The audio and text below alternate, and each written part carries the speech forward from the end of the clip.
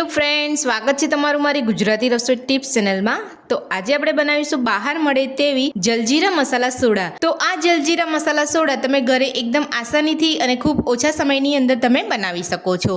તો ચાલો આપણે જલજીરા મસાલા સોડા બનાવવાનું શરૂ કરીએ। તો જલજીરા મસાલા સોડા બનાવતા પહેલા આપણે જલજીરાનો પાવડર બનાવી લઈશું। મેં અહીંયા ગેસ ઉપર એક પેન રાખ્યું છે। પેનની અંદર આપણે 2 ચમચી જેટલું જીરું ઉમેરીશું।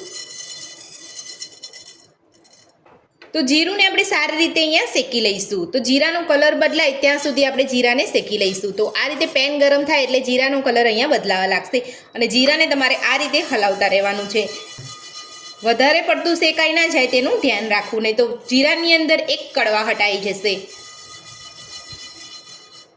તમે જોઈ શકો છો અહીંયા જીરાનો કલર બદલાઈ ગયો છે અને આપણું જીરું પણ એકદમ સરસ રીતે શેકાઈ ગયું છે। તમે હાથેથી આ રીતે મસળશો ને તો બી તમારે આસાનીથી મસળી શકાશે। તો હવે આપણે અહીંયા ગેસની ફ્લેમ બંધ કરી દઈશું અને આપણે શેકેલું જીરું જે છે એને ઠંડુ થવા દઈશું। તો જીરું આપણું અહીંયા ઠંડુ પડી ગયું છે। તો હવે આપણે અહીંયા મસાલો બનાવવા માટે એક આપણે અહીંયા મિક્સર જાર રાખ્યું છે, તેની અંદર આપણે બધું જ જીરું લઈ લઈશું। સાથે જ આપણે અડધી ચમચી હિંગ ઉમેરીશું, 2 ચમચી આમચૂર પાવડર ઉમેરીશું, અડધી ચમચી કારા મરીનો પાવડર ઉમેરીશું, સાથે અડધી ચમચી ફુદીનાનો પાવડર ઉમેરીશું। તો તમારી પાસે આ રીતનો ફુદીનાનો પાવડર ના હોય તો ફુદીનાના પાન આવે છે એને તમારે સૂકવી અને આ રીતે પાવડર કરી લેવાનો છે। તો હવે આપણે તેની અંદર અડધી ચમચી સંચર પાવડર ઉમેરીશું,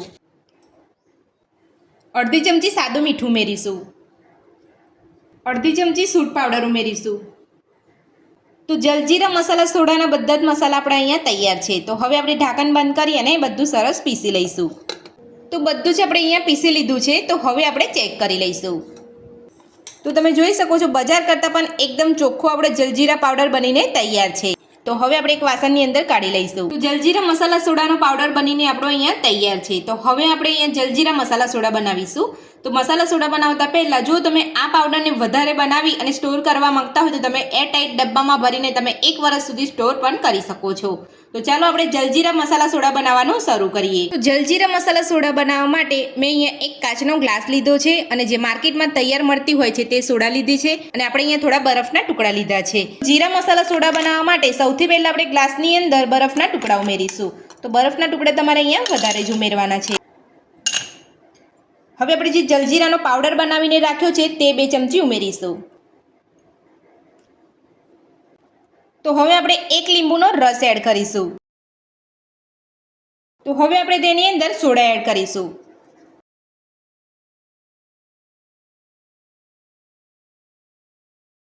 તો બહાર જેવી ટેસ્ટી જલજીરા મસાલા સોડા બનીને આપણી અહીંયા તૈયાર છે।